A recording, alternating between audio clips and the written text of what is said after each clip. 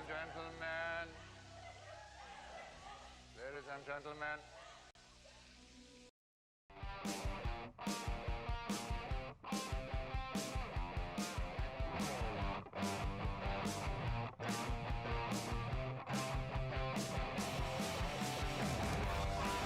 Yo! What's up, everybody? Well, it's another Monday morning here on the SCN live show and the SCN network. Thank you so much for joining us. My brother-in-arms, Kristian Harloff, you know he's taking the rest of December off, so today, Wednesday Marshall sitting in. We're taking turns throughout the rest of the week. I'm excited to start off Christmas week, holiday week. How about that? Happy Holidays week, Christmas week, whatever. It's going to be a lot of fun this week. I'm excited to have this awesome crew with us today, and I'm excited that you're joining us today as well. We got a lot to get into, but let's meet everybody who's joining us today. The beautiful and talented Steph Sabraw, repping her elf love. It's Elf and Yoda combined. Elf I am not. What's good, everyone? Elf I am not. Elf I am not. Brett Sheridan down there. How are you, Brett? Brown shirt.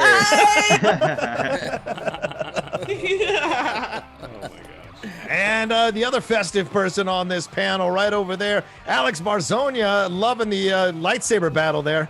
Hell yeah, it's my only one of my few Christmas sweaters I have. And it's pretty awesome one, I have to say, as far as Star Wars Christmas sweaters go.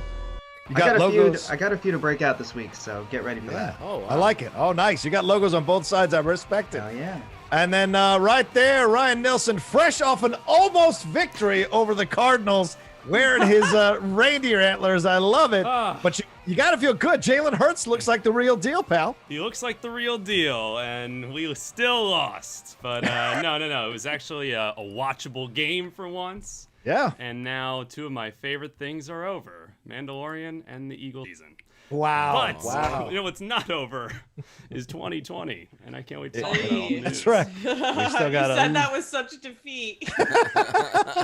Yeah, we still got a few more days to go, and then we can wrap this puppy up and move on to 2021, and hopefully brighter days and clearer skies. That's for sure. That's what we're hoping for. I'm repping my Washington Nationals. Shout out to 47 Tees with these awesome shirts that they've been sending me. This has been a lot of fun to get this weekend. Was a lot of fun in my house. A lot of stuff going on. We're prepping for Christmas. Her sister's coming up. The menu has been planned. I've been told what I can and can't do for the next 5 days. So this feels like being back home again. All the dysfunction and stuff. I love it. It feels warm and fuzzy like always. How was your weekend, Sabraw? It was good. It was busy. I was working a lot with Roxy Stryer. The queen helped me with an audition. Yeah, we had a lot of fun. Yeah, what about you? Yeah, I said how it was. How was yours, Sheridan? How was yours? No, I know. I was passing it on. Yep, Sheridan. What about you, Alex? Let me finish my coffee. Yeah, it was Hey, a week. John Rocha, what did you do this weekend? How was the weekend, Rocha? Yeah. I slid into Steph Sabraw's DMs. That's what I did. I went in there like a baby, and I was like, "Oh no, I got to get out of here." Sheridan, what'd you do? What'd you end up doing, man? There was Saturday, and then there was Sunday. And then get You're this. right. Like today, I'm like, shit, it's Monday already. Here we are, back at it. It's weird when I don't have anything. Like, because usually my wife, we ate breakfast the other day on a weekend, and she goes, so what do we do today? Like, totally tongue-in-cheek, like, knowing that we're not going to do shit. You know, like, we're not going to go to a museum or do anything like family. Yeah. You know, it's like finding things to do. It's getting harder. But we were together, and we're safe, and we're doing well. So that's the most important. That's good. You and the family. Love it. Marzoña, what about you? You writing music this weekekend? What'd you do? Record a new EP? What'd you do? No, I didn't write anything new, but I did promote Descent a lot, and it was good. I watched a lot of new movies movies for me for the first time. What'd you watch, Alex?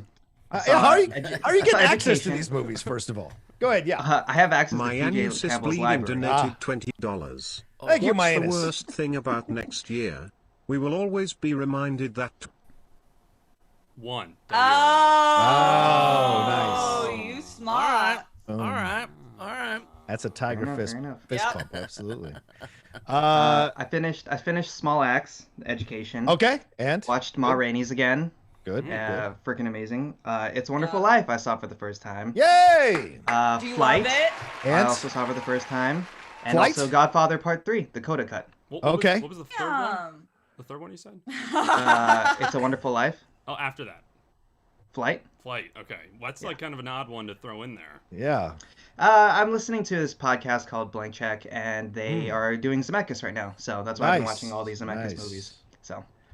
Okay, so thoughts on It's a Wonderful Life, as Sabraw was asking. Absolutely. What is the thoughts? I loved it. It's like, I was surprised how late the angel comes in, because I thought it was all about just, reviewing his life and like kind of like Christmas Carol-y in a way, like seeing how his absence reflects or, affects other people. But no, it's like only in the last 30 minutes. I was very surprised. So I was like, is this a 4-hour movie or something? But anyway, I really loved it. It got me very inspired, very sentimental.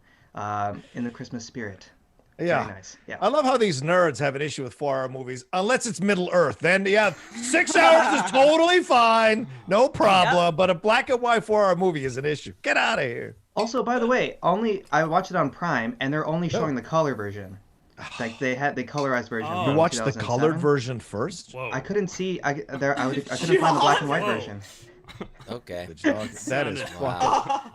Watch the pearls. I know. That's play like the music, Ryan. Play the music. I mean, that's like watching Scarface on TNT for the first time. Donated $20. Eternal flame, the hollow world. I see the sorrow deeply. I feel now, dear, perfectly burned out. Eternal flame, just back in my hands like a double-edged sword. I don't care. It's time I have to go that way, cause I got ready to break my endless days. It does. Yep. Yeah, I love it. Very beautiful words there. Nilsen, other than watching your Eagles crash and burn again, how was your, I mean, they came back from 16-0, so you got to give them love, but like, how else was your weekend? Did you rewatch the Mandalorian season finale a few times? I did. I rewatched that probably that last 10 minutes a good dozen times. And just to feel something again. But yeah, other than that, Brett was kind of hitting on that. This week we just stay home, just watch things. I saw a great movie though. I saw Another Round with Mads Mikkelsen. What is that? Is that the new one? It's the new one. It's the guy who did The Hunt, which was also with him. And what's that on? That is, I had to rent it. I actually rented it through Google, so I did pay money. I don't believe in that. Okay, but cool. It was fantastic. James Slavario donated $20. Thank you, James. Let's talk about Luke. It was cool, but him gonna miss Lil Grogue. How about that Star Wars Championship match? I thought the post scene would be included, but I guess he'll start this week's match. Did anyone see the reunion of Kindergarten Cop? No, there was a reunion. Did they have all the people on, like doing a reading of it all or something? Do you guys want to look? Yeah, I don't know. Interesting. So why isn't that our main story? Come on, people. Yeah. But there was something I want to hop on this. What did I watch? The colored version. What the pluck, Rocha? I've never come after you, man. I thought we were friends. Oh my God. The names are getting so creative. That was the colored version donated to 20. Oh my God, they're so good. You shouldn't exist. You shouldn't exist, you colored version. That was Ted Turner feeling himself, thinking people were too stupid and didn't want to go back and watch black and white movies. And then TCM said, fuck you, here's a whole channel of black and white movies. Fuck it. Yeah. And it's called Turner Classic Movies. So Ted, you're an idiot. Anyway, so colored movies, and then people went crazy about it. Let's use colorized. I think that's the proper term. Yeah. Colorized. Every time, you guys, I've been cringing. I'm like, I apologize. Yeah. I've used that term, so I didn't even think about it. But all right, I apologize. You're right. Colorized. Kindergarten. No, well, that wasn't your fault. It was the username. Yeah. The username was sabotaging us. But I did watch Wonder Woman 84, and I started watching Ted Lasso, which is such a heartwarming show. Oh my God. I've watched Lasso front to back 3 times. It's such a good show. Such a good show. Really is. It like starts and you're like, that's not what I expected. And then you get to episode 3 and you're like, holy shit, I needed this show. I didn't even know. And then by 8, you're like, sobbing. Not Ted. It's beautiful. Hey, Sudeikis, it's maybe the greatest thing he's ever done. Honestly, as an actor or as a creator, it's fantastic. And my friend Brendan Hunt is the Coach Beard. He's one of the co-writers on the show. Yeah, he's very funny guy. Amazing. I'm loving the online people want him to be in a relationship with the lead from Queen's Gambit just because of their chess. As soon as that chess scene came, you can't not think about that. Mm-hmm. Yeah. That's a good point. All right, Alex, before we get in too much trouble, since we're 15 minutes into the show, let's get into some entertainment news. I'm surprised I haven't gotten a text yet. Let's do it. All right. Happy Mando Monday, everybody. We got official confirmation via Disney Plus's Twitter this morning that the Book of Boba Fett will be its own series and not the name of the third season arc of The Mandalorian.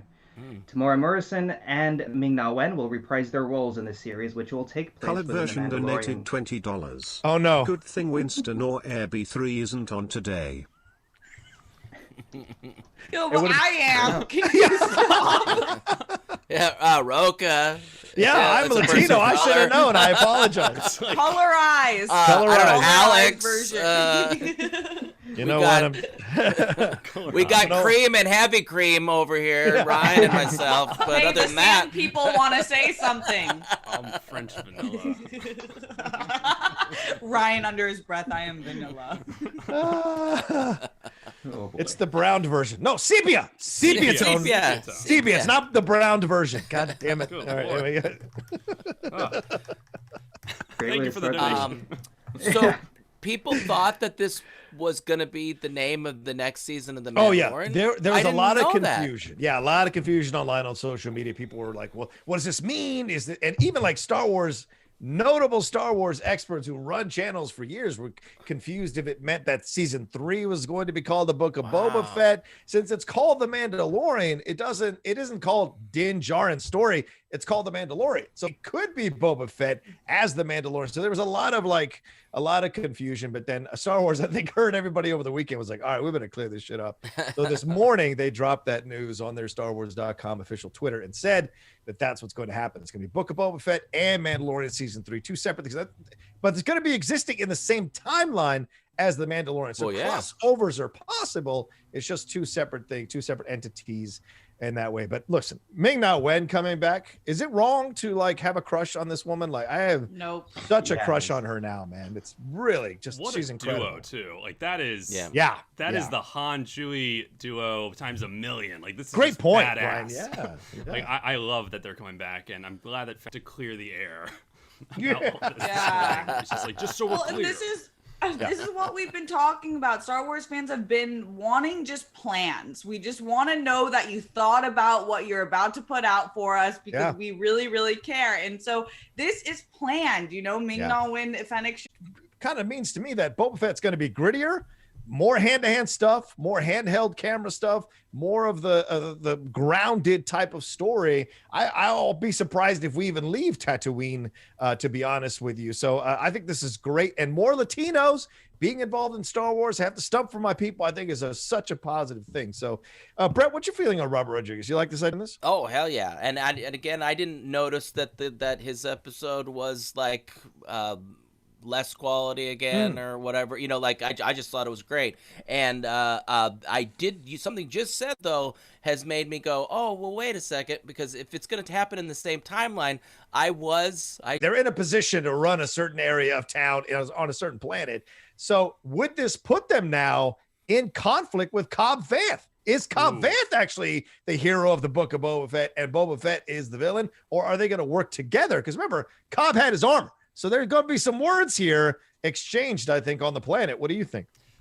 I think that's all a possibility. By the way, guys, we had like a slight internet thing for 15 seconds. If you just refresh, we're all good. But just FYI, I know people were asking in the chat, but we're all set now. I think this is going to be a revenge tour book. I think that the Book of Boba Fett he's got a list of names a la Kill Bill, if you will. And he's going to go out and just start wrecking shop. Everyone who wronged him. And I am willing to bet that the top of that list is Han Solo. And I would be really curious to see how they handle it. So that's what I'm looking forward to. I think it's a revenge tour. I think we're going to see, this will be a mob series and also have a bit of those samurai elements. But, I think he's just going to be crossing names off a list. Wow. What do you say, Alex? You like that idea? Crossing names off a list? I love that idea. I'm cracking open this this series. It's really cool that because what Ryan said before about how they wouldn't doing them at the same time. At least the Mandalorian is pushed back so that they won't have two Mandalorian-centric shows going on at the same time. So that's good for Disney, branding-wise. But also, I'm just very excited about all the actors coming back, exploring this underworld bounty hunter area of the universe, and so it'll be really fun. Yeah. And are we hesitant at all with Temuera Morrison coming back to reprise his role? You know, it's funny. I was watching the opening scene of Aquaman, where they have the big fight with Atlanta, and Temuera is there, obviously, but he's been de-aged. He looks damn good de-aged. So I wonder if they'll do like some flashbacks, as you were mentioning, Brett, like some flashbacks like the Mandalorian did in the first season, flashing back to him being a child, flashing back to him being in the stages of where he began, where he was a foundling. So maybe they'll do that with Boba as well. They'll do flashbacks and kind of de-age Temuera getting out of that Sarlacc pit in some way. Plus, Steph, this is pretty incredible that Star Wars is able to just kind of bring Boba back, give him a series, and not even address the Sarlacc pit shit at all. Yeah. That's pretty incredible. I need to run the tapes back, Coach. I got to see Disney Mafia what donated $20. happened. Ryan, stop breaking stories before they come out, or those internet issues won't go away so fast next time. Sorry, Talk your shit. Talk your shit. Yeah, I know. I really want to see the Sarlacc footage, but in terms of age, I think this is a big reason why we do have Fennec there. I think that she's going to be a major role. I think it will be like, it's called the Book of Boba, but it's going to be them two really like Robin, Batman, but more as equals at this point. Oh, yeah. Even though he's technically like she's in debt to him, but yeah, I think all of the stunt work probably. Yeah. And no romance. These are homies. These are friends, They're doing their thing. thing. I love it. The way she swaggered and sat on the edge of that throne, I was like, man, that's badass. That's badass. Yeah, it was swag. Right? She sat down. I was like, okay, Fennec. Yeah, I agree. Shit. What fuck's this blue shit? Yeah. Do you think her? I love it. Just speaking on that real quick, do you think her deal is maybe paying her life debt? Like, do you think there's a... right, because he might have saved her, right? Great point. With the electronics in her stomach. Yeah. Point. Very good. Relationship. Disney Mafia coming back for us. Watch out, Ryan. Oh, gosh. I love all of the hints of Iron Man we see through the Mandalorian in general. Like, I think the Jim Mandalorian... Mason donated $20. Thank you, With Jim. Robert Rodriguez involved, they should retitle that show to Once Upon a Time on Tatooine. By the way, though, it's going to be Metal AF. I can't wait. These have been great today, man. What's the over/under on Danny Trejo making an appearance? I mean, it's gotta be. Can you imagine? No, he'll be like the singer. What was that singer who's like, Ryan, you know what I'm talking about? Oh my gosh. If he's the singer, he's the entertainer for Boba. Yes. Oh my god. Hey Boba. What you got going on here, Boba? What got going on? I'm gonna put a taco stand. Put my tacos. Danny's tacos right here. Trejo's tacos. I love Danny. He's the best. So good. Sorry, Steph, I cut you off. What were you gonna say? Oh, I was saying that every time I watch The Mandalorian, I just see Jon Favreau and Iron Man in it. I think The Mandalorian is like the twin brother of Iron Man that just grew up in a different planet than him and obviously has a different personality, but like you see it in the missile launcher. It's very similar to Iron Man's suit. And then now with Fennec Shand, her stomach, like the piece, it reminds me of how Iron Man became Iron Man in the beginning when he was in Iraq. So I just love seeing those little intertwining pieces. I'm down. Hell yeah. All we need is a bald Jeff Bridges and we're good to go. Yeah. We're set at that point. But unfairly vilified. That was a damn good villain. I don't care what anybody says. I like Obadiah Stane. All right, we're the shout out to everybody who sent already a Streamlab or super chat up in here, ladies and gentlemen. That's how we stay alive and keep coming back and hanging out with you guys here on the SEN network. Is your Streamlabs and your super chats. And your SCHMOEDOWNs, most of all. SCHMOEDOWNs, those $20 SCHMOEDOWNs are so great. Loved hearing from so many people already. James Navarro, the colored version, and what have you. So please send in your stuff as we go through the show. We're at 145 right now. Would love to get at least over 500 and then some. And maybe we'll come up with a karaoke thing by the end if we've got some kind of goals to lay out for sure. And if you, what do you guys think? Do you like the idea the book of Boba Fett is happening, that this split is happening, that we're getting essentially two Mandalorian-led shows happening for Disney Plus? Let us know in the comments in case they clip this out. Like it and subscribe to the SEN network as well. And I'm sure we'll hear more about casting and all of that as it goes along. But Brett, once again, we got all Star Wars nerded out. We're all hyped up. We got to calm down a little bit. We're hungry too, John. We're hungry, yeah, absolutely. So you gotta eat, because if you get too high, you need to calm it down. Yeah, you need to nutrify. Tell me. You want some fresh food. Yeah, fresh food. Yeah, and if you want to get some fresh, pre-measured ingredients of mouth-washing seasonal recipes delivered right to your door, HelloFresh lets you skip those trips to the grocery store and makes cooking easy. It's affordable. And that is why it's America's #1 meal kit, okay? I love HelloFresh. I love that my wife, bless her, she's not much of a cook, but she turns into like she's doing a cooking show when she does things. She's got little ramekins out. She measures everything. She just is in hog heaven when she does this, and it's easy. The ingredients are all pre-measured. It's all in there, so you don't have to go buy. I've said it before. Why is cilantro? And you'll actually enjoy cooking. And check it out because it's America's #1 meal kit. That's sick. Well said. Yeah, I do wish she'd stop doing the ramekin thing. I'm not. The ramekin thing? You know what ramekins? The little it's legit like she's doing a cooking show. She puts everything, and I'm like, you could put that all one plate, baby. You don't need it. But she's dumping this one into this one, and it's like, well, it's cute. I love it, but presentation matters. Yeah. She's all, and I get in there. I'm like, wow, you have used every dish in this kitchen.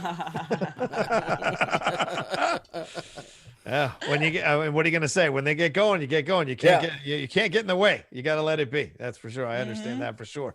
All right, Alex. What do we got next here, my man? All right. U.S. Senate and House leaders announced on agreement and no, stop. We can't do any politics. We can't. Wait, this has to do with the movie business. Yes, okay, all right, go ahead. Yeah, all right. An agreement on Sunday for a nearly $900 billion COVID-19 relief package. It includes $15 billion of specific aid to struggling independent movie theaters and live entertainment venues. Entertainment industry trade groups have spent months pushing the proposed legislation called the Save Our Stages Act. A final vote is expected to pass the bill in the House today and the Senate not long after. Rocha, do you think this $15 billion will in fact save U.S. cinemas? And what did you do this weekend?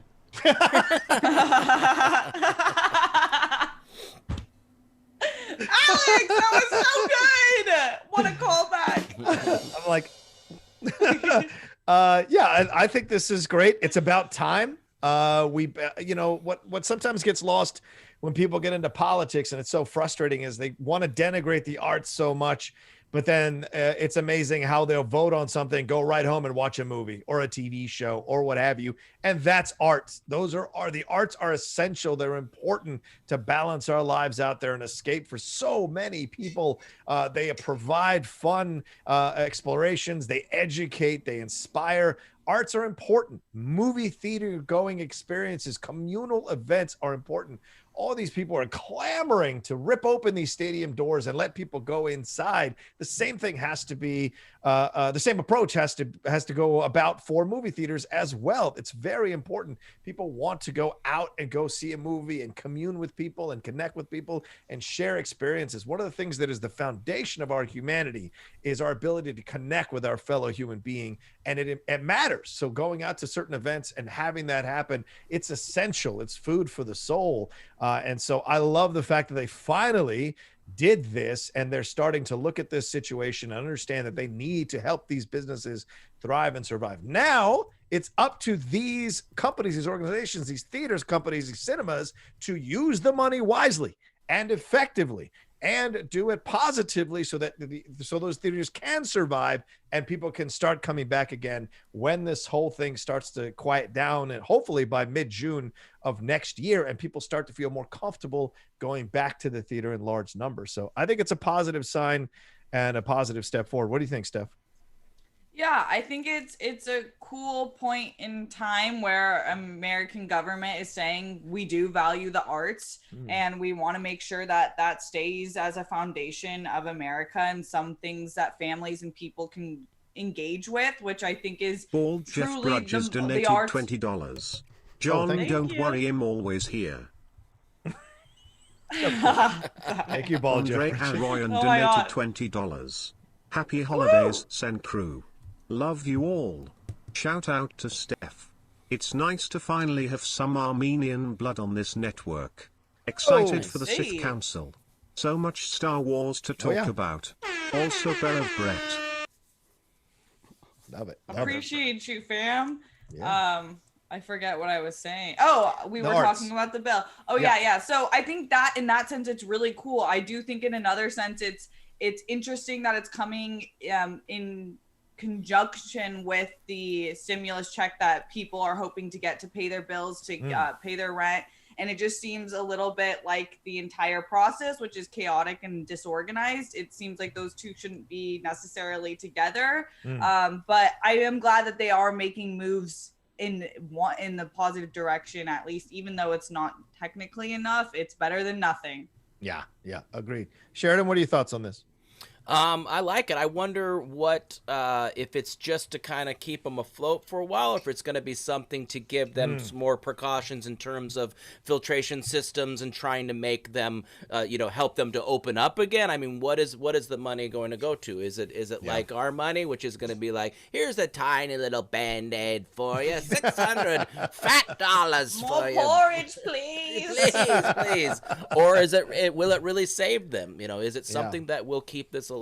Because again, a lot of people think theaters are dead. I don't think they're dead. They just need help, and I hope it helps them so we can get back to it. And I hope this vaccine starts rolling out faster and that works, and nobody grows a third arm.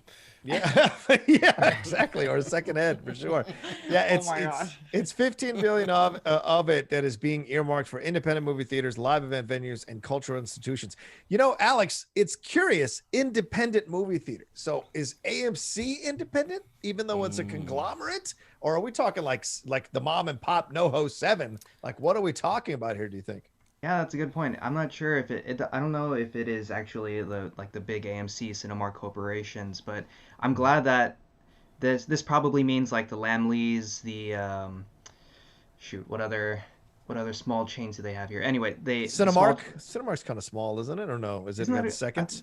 No, you're right. It's probably number 2. Might be a corporation. My apologies. Yeah.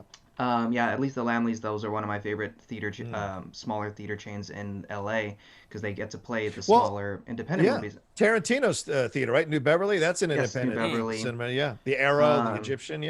Yeah, so I'm glad that they'll be getting money, but also I think included in this is also live theater, and live theater is something I'm completely missing. I had season tickets for the Pantages this year, only got to see a few shows, but and missed out on Hamilton again. But and so I really miss that, and also just going to live concerts as well. So hopefully we can get all those back, and this money will keep them in business. Yeah, Ryan, I'm looking at a couple of reports as we're talking about this. They haven't clarified yet what cinemas would qualify as, quote, independent, and which TV stations would be eligible for these PPP loans. So they have no idea. Yeah, right, probably. Yeah, they're like, oh, what's an independent theater? Yeah, they're like aliens. You're just like so out of touch with how we live. But $600, man. I think I'm gonna like put down on a house, maybe. Like invest in myself. I'm gonna be rich. Wait, an independent theater like the one I have in my basement? Is that like that's independent? I just get to view that with them. Yeah, what do you think about this there, Ryan? I think, something's better than nothing. Yeah, true. But a lot of the theaters that maybe come to mind immediately are the ones that might not be getting benefited from this. I think like what Alex is saying, it's going to be a lot of those indie theaters, and this also goes into live, music performances, your Eventbrites, your all these venues that haven't had artists or bands, concert venues playing, like that qualifies for this too. I think I'm sad it didn't come sooner.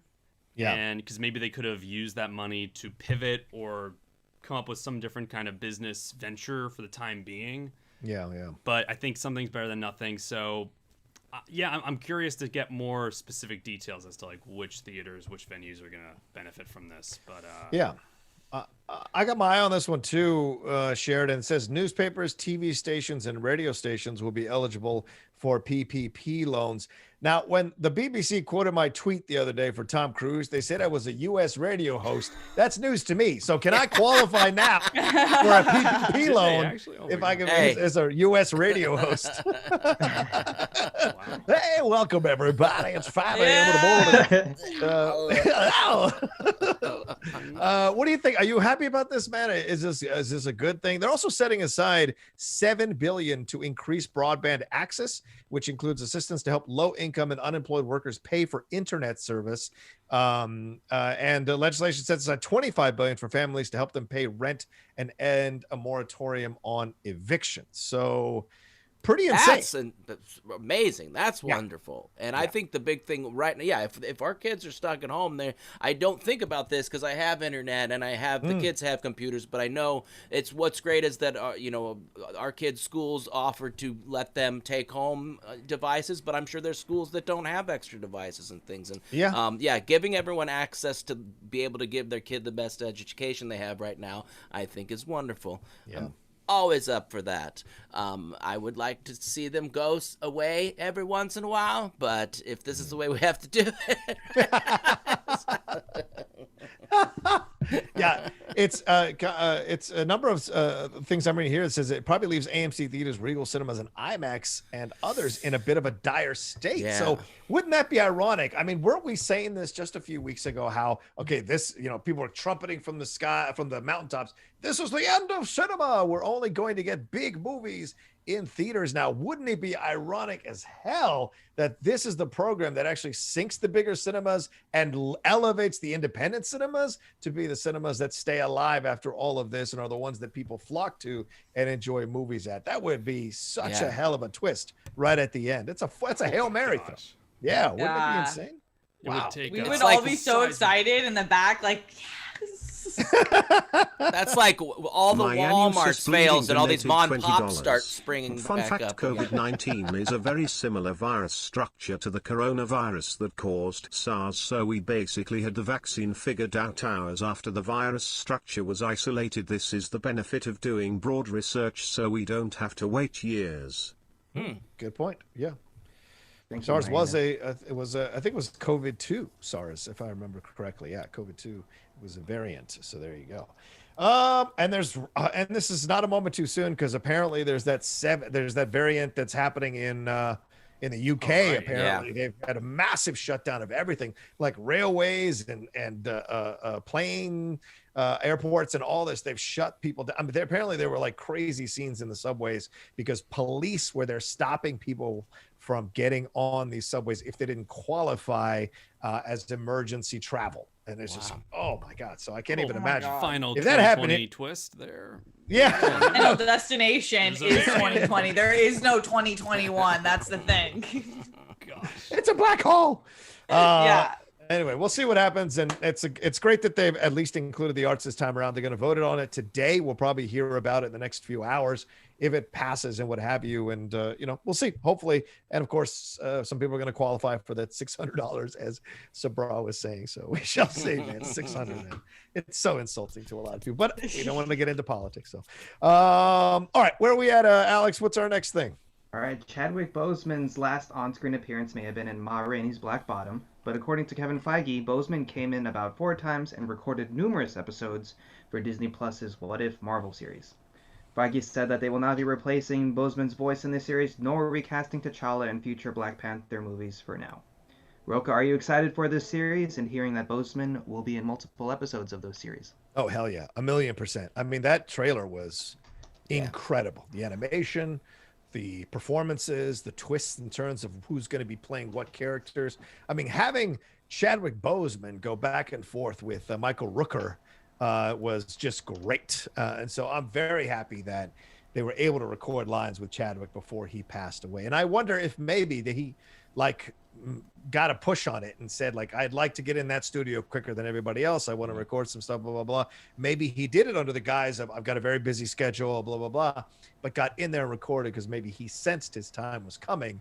And so got to leave another little bit of a gift for those of us who love and appreciate his work so much. So that's a great thing. Alex, what do you think, man? Do you like this idea? Do you like this happening? I'm sure he has that one What If episode of him being a Star-Lord. Star-Lord, yeah. The other ones will be Wakandan. He will still play T'Challa, but in a Wakandan set episode. But I'm glad that he got to do everything he did while he was sick. I've seen Ma Rainey's Black Bottom twice, and I freaking love that movie. It's so tragic, and his performance in it is amazing. And I'm sure he'll be nominated, if not win. But we'll see. But yeah, I'm very excited about this series. Yeah. What do you think, Sabraw? You like this?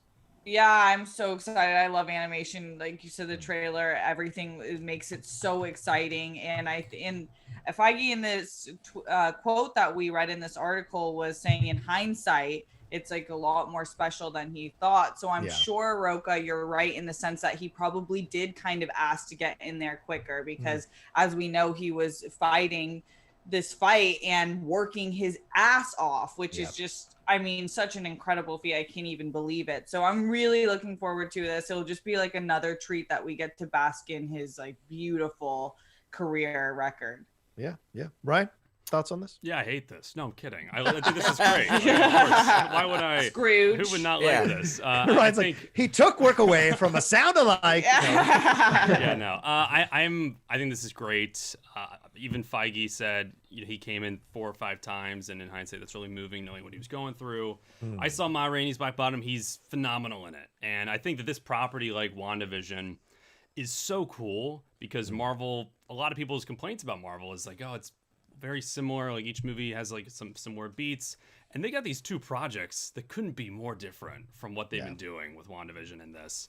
And I think it's going to be really great that we get to hear him portray T'Challa and if not other characters in this series. So tremendous. It's always sad when an actor passes away and then like, wow, okay, we get to see them on screen a few more times. Now we get to hear that voice a few more times. I remember that happened with like Robin Williams. He had like 4 or 5 movies in the can. But I think this is awesome, and I can't wait to hear his voice. Yeah. Sheridan, did you watch the trailer for? Oh yeah, this was on the day of that I hosted on the worst possible day of ever. But we didn't get a touch on it. But no, this was the one, the animated one I was most excited about because it was so wacky and like I'm like, oh, what British Captain, Captain Britain woman thing. That was my reaction. I'm like, I don't know what this is. This looks fun. It's wacky. So. I really was excited. Of all the animated things that they mentioned that were coming out, this was the one that excited me the most because it just seemed so fun. And yes, that he was able to get in there and voice it again. And it's like Ryan's saying, it's nice and it's also kind of it's like we've been watching the last Jeopardies, and we're like, there's going to be a last one, and it's tough, but I think it's nice that they have these continuations that like give us one last, we appreciate you, and I haven't seen Ma Rainey's Black Bottom. That's on our list. Instead, last night we watched Sound of Music on regular television with the commercials, so it was only 7 hours long. The black and white version. Black and white version. Yeah. They didn't. That one was black and white, right? No, it was. I had never seen that. I know every song, and I had never seen that that film before, and I loved it, and I was crying. I was crying. All right, damn it! I've never seen it, but now if you watched it, I'll watch it. I thought it was going to be one of those cheesy musicals, so all right, I'll watch it. I didn't. There are some cheesy elements, but there's some beauty to it, and maybe I was just in a mood. Maybe the meds didn't kick in enough. But, no, it's a great movie. It is. Right. Yeah. Maybe I'll put that on the Christmas list. Just anything that reminds me of like, oh, this was adapted from a play or is musical in any way, like Ma Rainey's The Prom, like any of that stuff, Sound of Music, like that's getting me these days. So okay. Yeah. I tried with The Prom, man. I was 20 minutes in. We turned it off. I just couldn't. Alex, I respect it. I don't ever begrudge anybody liking something. So, but for me, it basically. It wasn't like as good as I had hoped it would be. But also in this article, Alex, I don't know if you're going to bring it up about in the same interview Feige did, he mentioned about She-Hulk that it's going to be a full half-hour comedy, which I had no idea that was happening. I can't even like imagine it, but Tatiana Maslany is one of my favorite actresses ever. If you've watched Orphan Black, you're just like, this woman just deserves everything. She is such an incredible talent. So if anyone can pull it off, I think it would be her, but I just can't even imagine that. Yeah, that's a great point. Yeah, because Orphan Black has comedic moments, but it's not a comedic show. And certainly Perry Mason had little to no comedy in that thing, and she was fantastic in that show as well. That most recent Perry Mason was on HBO. She's so good, and you're right. And she's one of the sweetest fucking people on the planet. Like, it's a joy to talk to that woman. She's so down to earth. She's so cool about it. And somewhere in an alternate universe, she's the one that got cast as Jyn Erso in Rogue One. And so that she had been up for that role. And I think she had been up for Rey as well. I think she'd been up for one of those. So they brought her back to kind of maybe see if she was Jyn Erso. I there's another universe where that movie has her in it. And I wonder if someone has done a deep fake on it yet. Because everyone's doing those deep fake things now. But yeah, she's so good. So it's a great point to bring up, Steph. Like a half-hour comedy with this is fascinating. That's how they're going to approach it. So I'm curious, because I think Ruffalo is going to be a part of this thing. And they said Tim Roth is coming back as Abomination, and Tim Roth didn't have any funny moments in that movie. So I'm a little curious about this. Gosh, that's three unlikely shows that they got on that. It's so exciting. Wow. Yeah, absolutely. I will say one thing. We've been watching old episodes of Law and Order on Peacock, and we stumbled upon the Chadwick Boseman episode, which apparently is season 14 or something. It's his second ever thing that he did, and he is 28 years old.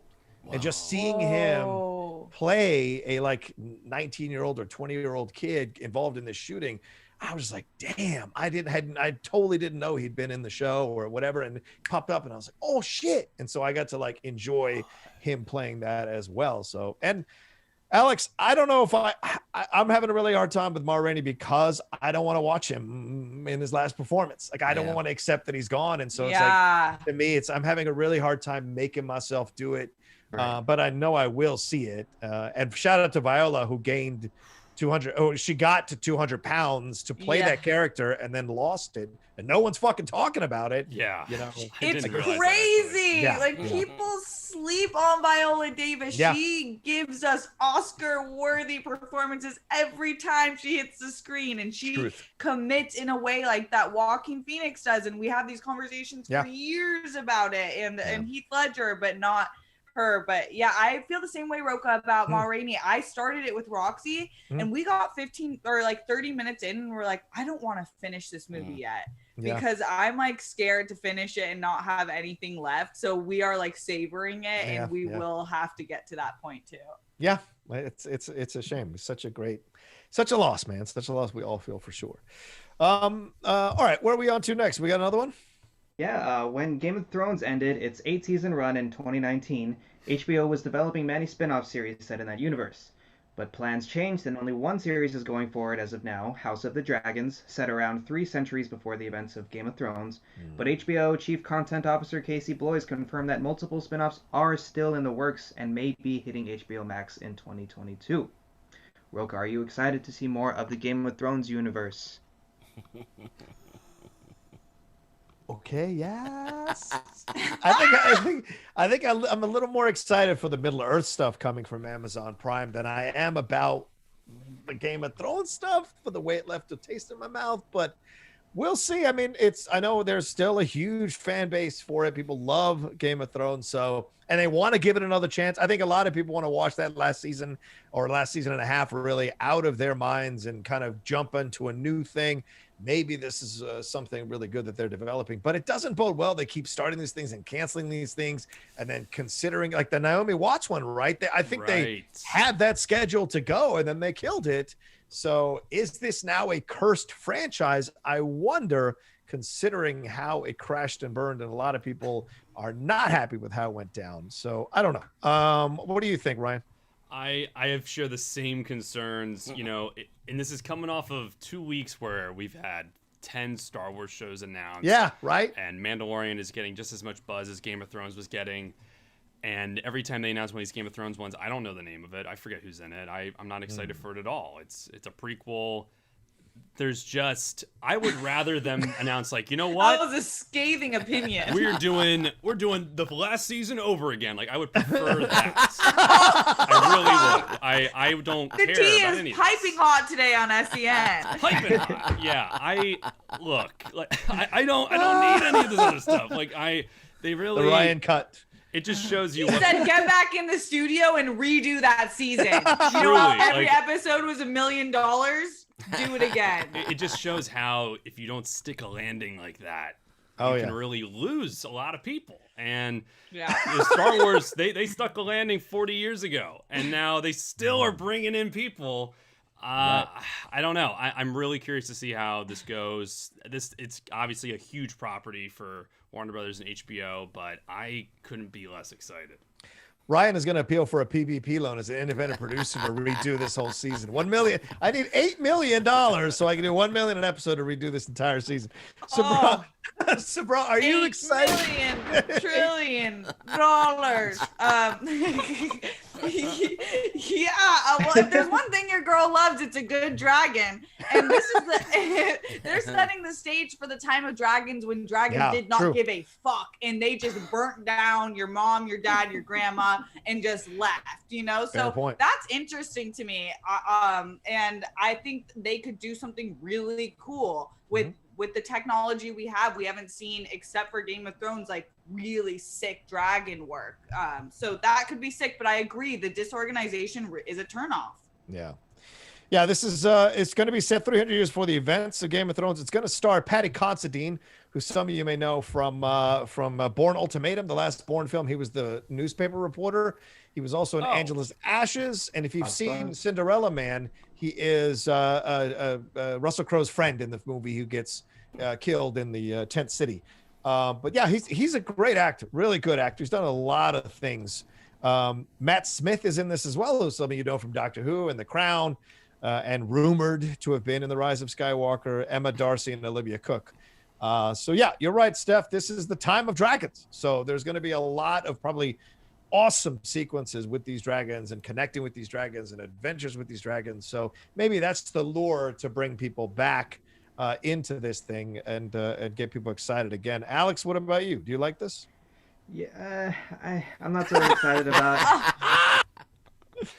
I mean, let me see what the first one is, what this first prequel series is, and then I'll be excited for more maybe.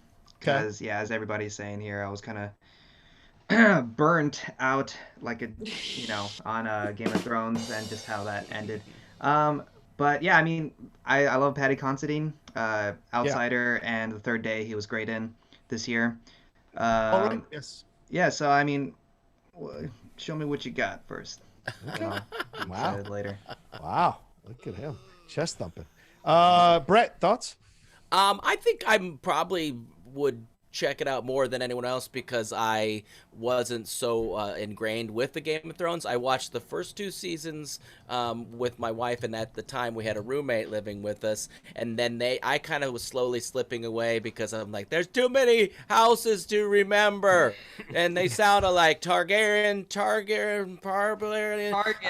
Yeah, I was just like, what are these? And so I couldn't keep up. It was a little too much for me, and the coming back to things, I'm like, wait, what was she? I don't remember her. So, and then I watched the final season, and I wasn't, disappointed. I wasn't happy. I wasn't anything. But to hear a different story, and maybe if it focuses on less families, that would be great for my mind. Maybe if there wasn't Tyrion and tyrannical and tyrannical and Tyrion. Tyrion and Targaryen and Florida. Yeah, they'll just be dragons. You don't even have to focus on people. And then, Bright, you and I can voice the dragons. Yes. Yes. I love it. Wait, let me hear it. Yeah. Nice. Okay. Let me hear some more. Love the roar. Good. That's good. Wow. Okay. That's also my Mothra. I do it a little louder, but it's early in the morning. Nice. Yeah. Welcome back to Animal Planet. We're watching 2 dragons. House of Farfig-Nugan. Farfig-Nugan, yeah. It was rough for me. Yeah, I'll admit it. I couldn't keep up with it. It was too much for me. I'm not ashamed to say there's some stories that have too many people in them. Yeah, and the fans are rabid, and I know that firsthand from having hosted that show over at Collider, the after show for Game of Thrones. I remember when Makuga's doing the first season, and they came after Makuga after he made the standard Makuga joke. It was a very funny joke about dragons and Robert Baratheon and all this. And people were like, they came to me, they're like, do you want to host this? Because Makuga doesn't want to do this anymore. I'm like, yeah, sure. And then I just studied like crazy because fans go nuts. Yeah. Get shit right. If you don't understand who's who and what's what. So I get it, man. I get it. It's definitely a passionate fan base and a rabid fan base. So just because we might be here on this panel doesn't mean that the overall fan base isn't crazy to get something to satisfy their desires. And hopefully it does, because that fan base needs to get something that they love and enjoy again and feel good about loving again, for sure. So we shall see. Brett, all this talk, we're at the hour mark. I'm hungry. If I wanted to order myself something, what can I do here, buddy? Well, yeah, I mean, sometimes you don't want to cook, too. You just want to order something, and you're constantly thinking about food. I know the minute I start the show, I think about what I'm going to eat for lunch. Even if I have a big breakfast. I love food. But getting the kitchen and cooking something up after this exhausting movie punditing that I do and my hot takes on everything, that is why I love Postmates. With Postmates, you can get food delivered to your house, or even without even opening your front door, which is my favorite part about it.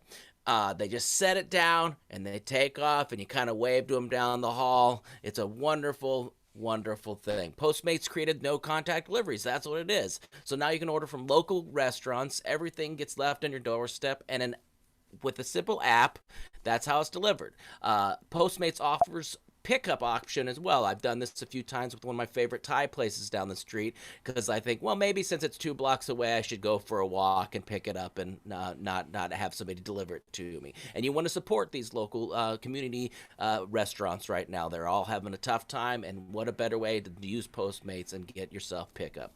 It's not just burgers and sushi. You get toilet paper, phone chargers from stores like Walgreens, 7-Eleven. Postmates will drop it right outside your door. I've mentioned it before, and I think somebody gave me a hard time about what I call it, but I got a video game controller from a Postmates from Best Buy. It was really easy, and it was actually a better price than what I found somewhere else. So download the Postmate app. It's on iOS and Android, and you can find your favorites and get anything you want delivered within an hour. Okay, so for a limited time, Postmates is giving our listeners $5 off your first 5 orders for the first 7 days. To save $5 on your first 5 deliveries, download the app and use code SENLive. That's code SENLive for $5 off your first 5 orders when you download the Postmates app and sign up online. Anything you need, anytime you need it, Postmate it. Postmates. Bruv. My son's hates it. I keep calling my son Bruv. I'm like, you want some pizza, bruv? He's like, cut that out! It's the new dad poke. Bruv, I love it. What's with the bruv thing? You want some pizza, bruv? Pizza, bruv. All right. Well, shit, Alex, we were supposed to cut that one out of Game of Thrones. So let me do this real wild and maybe they'll edit it. Hey, if you guys, what do you think about the Game of Thrones spinoff? Are you excited about it? Let us know in the comment section below. Remember to like and share this video and subscribe to SCN Network. We appreciate you being a part of the gang. So come on and let us know what you think about all of this and let other people know so they can come and enjoy our content as well. Boom. You cut that out wild. All right, let's go. Let's go to the next story. Oh, by the way, people, we're only at $215, $217. What's going on here? Let's get to 500 before the end of the show. If we get to 750, I got Brett Sheridan doing a song from The Sound of Music. He will do the song at the end of the show from The Sound of Music. So if we get to 750, that's about 500 and something away. He'll do that. If not, at least get us above 500. Come on, people. If 5 of you donate 100, we're good to go. All right. Where are we at, Alex? All right. Wonder Woman may be getting some good reviews, but it opened to $18.4 million in China and $38.5 million total worldwide after opening in 32 global markets on December 16, mostly in Asia. The movie is slated to open in theaters and drop on HBO Max in the U.S. on Christmas Day, with the U.S. box office being topped by Monster Hunter with just $2.2 million this past weekend. Yeah. Rocha, do you think this is a sign of people not wanting to see the movie and waiting for it to drop on HBO Max, or the more likely scenario that people aren't willing to risk going to the theater? No, I think it's a weird position, right? Because so many people are like, well, we needed to drop something other than Tenet over the summer to really see if people wanted to come back to the theaters. Well, here's Wonder Woman dropping in Europe, and it didn't do that well. So you start to wonder about whether people want to wait for this vaccine to work, make sure that things are going back to normal, then they'll start to feel brave enough to go to theaters. I mean, the numbers are rising. The death toll is rising. So people are nervous. People are scared. You wouldn't know that by looking at the Citadel Outlets Mall, but everyone else is pretty fucking scared about what's happening and going on in the world and in this country. So maybe they're not running out to see this movie. Something Kristian brought up too, and I'm curious to hear you guys' thoughts. Chris and I were texting about it this morning. He said, he thinks that maybe Wonder Woman 84 should have stayed away from the theaters to keep the negative press away, because now people can use this article and kind of put a little bit of a negative spin on Wonder Woman 84. And he thinks if they would have pressed on with just streaming, then nothing but positives would have come from it, and how much of a success it was. So maybe releasing it in theaters, and already people are running with these stories. And I wonder if Dan Murrow will do a charts with Dan talking about why it didn't do well overseas, or what the indications are and what have you. So their insistence to put this out in the theaters, I wonder if it's putting a negative spin on this. I just think people don't want to go back yet because there's no vaccine. And even afterwards, I think people want to wait. There's no rush to go back to theaters, especially if people are like, putting this on streaming. Why would you go? What do you think, Steph? I completely agree. I think it's hard because we just don't know how things are going to play out, and they're taking risks, and they were one of the first. They had a few before them, like Tenet, and maybe they should have learned that lesson, because I think I would have done what you were suggesting, is just go to HBO Max. Like, there are movies that are coming out from Netflix, like Old Guard and Extraction. Like, people are loving, and they're getting way more credit than they would have in theaters, because it's so cool to get anything high quality on streaming. And then Wonder Woman 84 is like the highest quality of film that you can make these days. So I think people would have been blown away. I also think when you have a woman director and a lead woman and a lead woman villain, the headlines are a little unfair to me. I think people took this as an opportunity to drag a film that they necessarily wouldn't have had it been different circumstances, because it is a great film. And it's quite obvious. It's not that there's not interest about this film. It's that we are in a pandemic. People are so unsure about the theaters and where to go. So it just puts them in a bad position, but I hope everyone still sees the film. Yeah. Alex, do we trust people to go see? I mean, do we trust people to adhere to rules, to jump into a theater? That's what I think is a part of this too, is like people are losing trust in their fellow human beings. They're seeing these numbers rise and these death tolls rise. And I mean, Southern California is out of ICU beds, out of ICU beds. They're all taken. So like, I know this was these are European numbers, but it's pretty bad over there as well, as I just mentioned what's going on in the UK. So do you think this is all just people not trusting it and not wanting to go out and risk their lives just to see a movie in a situation like this? I definitely think it's that. I don't trust people at all. Like, even if I get vaccinated, then that means I can still carry the virus with me. I just I won't be like affected by it necessarily. So I still don't want to. That's a very selfish thing for me to do, to still go out places and, you know, risk giving it to other people even though I won't be able to get it. And I mean, it's probably because of that, that mistrust of other people, and I guess just drive-ins would be the best. But then in the East Coast, you can't have drive-ins. Out here in LA, it's 80 degrees. We can totally go to a drive-in right now. Right. But all this sucks. It all sucks. Yeah. Is the negative press because of the numbers? It's not because. So people aren't saying it's a bad film. No. Then I think what you're saying is that when they see, it didn't make any money, then it's probably shit, and I won't. That's what Kristian's point was. People are going to see that because this comes out on Friday, and they're going to be like, "Oh, do I want to watch it? Do I want to go to a theater? Do I want to stream it on HBO Max? If it's not that good, you know." Yeah, I'm super excited to see it on HBO Max. I hope it's included. We had an issue with the HBO Max because we're doing it, and I think I was telling people wrong on how to do it. I was saying through Amazon. It's through Hulu Hub is how we watch HBO Max. But we can't get. My wife wants to see this. The flight attendant. Yeah. The Kaila we can't find. It's not on there. It's on HBO Max. It is, but not if you use a hub. There's certain things. It's like Roku. Please, can we get this? Wait, it's on there. It's already on. Right, it's on Roku. All week. Yeah, they did it on Friday. So here's what you do. Here's the tip for you, because we almost had a divorce over this. Help me. Well, it's not on there. That Cuoco. Oh, that Kaylee Cuoco. Destroying marriages all over the place. No, listen. She's excellent. I want to see this one. I've got this one saved as well. Here's the tip for you. And I discovered this over the weekend because I was desperate to watch that Bee Gees documentary, and I was like, I gotta watch this shit. And I went on Roku and I hit the HBO app that was already on there, and it goes, you got to sign in this, blah, blah, blah. You have to delete that HBO app and then re-upload it, and then it'll default to HBO Max. Then you can sign in through your provider or whatever you have, and then you have access to everything. So do that, and hopefully that's how it'll be. It'll show up on your Roku. And Mommy and Dad are staying together, guys. Oh my God, we saved a marriage on air today. Wow. The Hub doesn't have a search feature either. It was the most frustrating. The Amazon.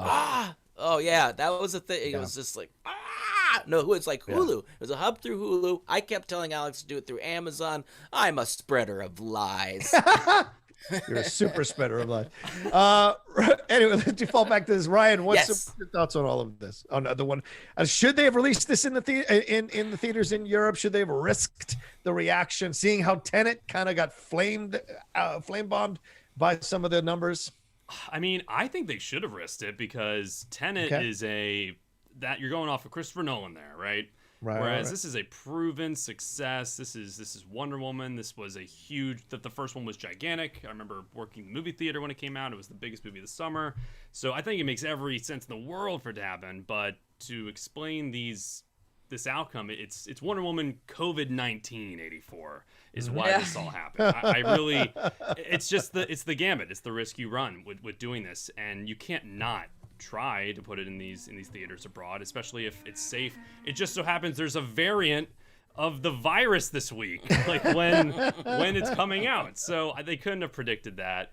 I think it's just an unfortunate coincidence, and it sucks. Like Steph was saying, they're taking these low box office numbers during a pandemic abroad and trying to warp it as like there's something wrong with the movie. Yeah. Like, Kristen Wiig, they're just trying to warp the narrative around it. I think it's going to be great. I think it's going to blow up on HBO Max. It just sucks that this is that first one on HBO Max, that first big feature that they're having debut, and like, but we're also having it in a few theaters, and it's not performing well. Yeah. In China, it made 18.8 million, and it was number 2 behind a film called The Rescue, which was a new Chinese film that debuted to to 35 million. Total, it made Wonder Woman 1984 did 38.5 million overseas, and it was in 32 territories. And it made about 5 million. What is The Rescue? I don't know. It's probably a Chinese film, I would imagine. I mean, yeah. Okay. 35. Yeah. Oh wait, I think The Rescue is the new. Isn't that the new Jackie Chan one? Oh, it is. I think it's the Vanguard. Yes. Yes. Right? Okay, I was gonna be like, Vanguard. what the hell? Sorry. You want to see this more than 84? I'm like, it's Jackie Chan. So. No, I'm sorry, it's not. The Rescue is directed by Dante Lam and Chi Hung Choi. I hope I'm saying that right. Stars Eddie Peng, Yanling Wang, and Ji Shin. It's a rescue unit within the Chinese Coast Guard are forced to overcome their personal differences to resolve a crisis. Yeah. Wow. Sounds like the world. So shout out to them for doing 35 million in China. So there you go. So yeah. So I mean, and so some of these cinemas have been closed as well, and maybe these cinemas that are open are in like farther out areas, and so instead of concentrated areas, so it's harder to get to. And do people want to travel? Are they even allowed to travel? So it does kind of initially from the headline look bad, but if you're not smart enough to factor in all this other shit, it seems like incorrect to analyze it in that way. I think there's a lot of things going on here, so it's unfair to vilify it that way. But I will get your thoughts on this, Alex. Did you get a chance to see Monster Hunter ahead of time or no? No, I did not. Okay. I can tell that you're smirking right now, but this is Monster Hunter only got $2.2 million. And I think this thing is like $30 million or $50 million was the budget for this movie. And they insisted on releasing this in the theaters. They've refused to put it on a streaming service. They insisted on releasing the theaters. And now they're taking a massive wash. I think this is Sony too, this movie. So it seems like a boneheaded decision on so many levels. Yikes. I don't know how long it's going to be in theaters is the big thing. Like, I noticed Tenet is still in some theaters right now. Oh, of course. What else are they going to show? Right? I mean, there's nothing else. I wonder what the deal was for that. And because you're right, like I kind of see the argument, hey, there's nothing else. Like, we might as well just take a gamble. This is only a 30 mil film, and a company like Sony, where their bread and butter is their video games. Like, they're not necessarily taking a bigger loss. Doesn't matter as much to them as it might for some other studios, but it's a loss nonetheless. Yeah. Maybe they were counting on the vaccine rolling out a lot faster, and I don't get the risk though. At the end of the day, like it just does not make sense. Right. Man. Yeah, because I mean, even the Crude. The Crude's a new age. It's in its fourth weekend. It's made 27 million here in the States and 84.5 million globally. So that's pretty cool. But then Hilary Swank has a new film called Fatale. With her and Michael Ealy, and it opened to $925,000 over the weekend. Yikes! I don't know why people are doing this. I don't know why you're releasing movies in theaters and just relying on the box office of theaters to validate your movie. It just doesn't make sense to me in any way, shape, or form.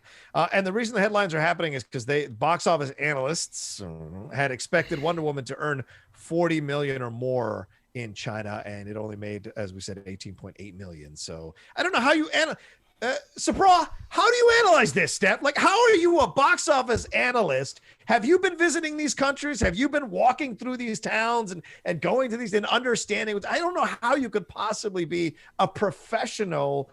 I'm sorry. How can you possibly have a professional opinion about this when you yourself have never lived through a pandemic, have never been around in a European country with cinemas during a pandemic? How can you possibly have an analysis of what you think the movie would make? I know. It is so fun. I've been thinking that the whole time, and it's they make these numbers up of what they think is going to happen, but at the same time, it feels like there's been no taken into account human behavior, which we do have research on. Like, we do know that humans act in fear a lot of times. Humans are scared of each other. Humans don't trust each other if you given the opportunity to untrust people. So if I'm like, any business, I'm bringing on psychologists, I'm trying to understand what the human behavior is going to be. And it would probably be, they're not going to the theater. So whatever number you just made up isn't going to happen, pal. Yeah. And I'm not denigrating box office analysts because a lot of them do actually, are on point. Certainly Dan has charts with Dan where he analyzes these kinds of things. And Scott Mendelson over at Forbes. So I really appreciate love reading his stuff. But that being said, there's no way you have any real actual on the ground knowledge of where people are going to go or not going to go. There's really no analysis you can do based on anything, because usually analysts use previous behavior to estimate what they think is going to happen. There's no previous behavior of pandemic unless you're going to go to 1918. That's the last time you've seen something like this. So I just find this to be a fascinating thing, thinking it was going to make $40 million. I'd have said 20 or 30. It's ridiculous. Human beings are also everyone's broke. So where's the 40 million coming from? Yeah, it should have waited till after the $600 payout or whatever. Anyway, all right, guys, there's been no new money coming in. What's going on here? Have you all dropped off? We got only $224. Send in your Streamlabs super chat, Streamlabs. Listen, and Schmobots, listen. This is how we can bring people back every week. It's the Christmas season. Please get us over $500 at least. Start sending in your donations for us and your questions. You can ask us about anything. It doesn't have to be about the topics. It can be about anything you want to talk about in the world. So sending it.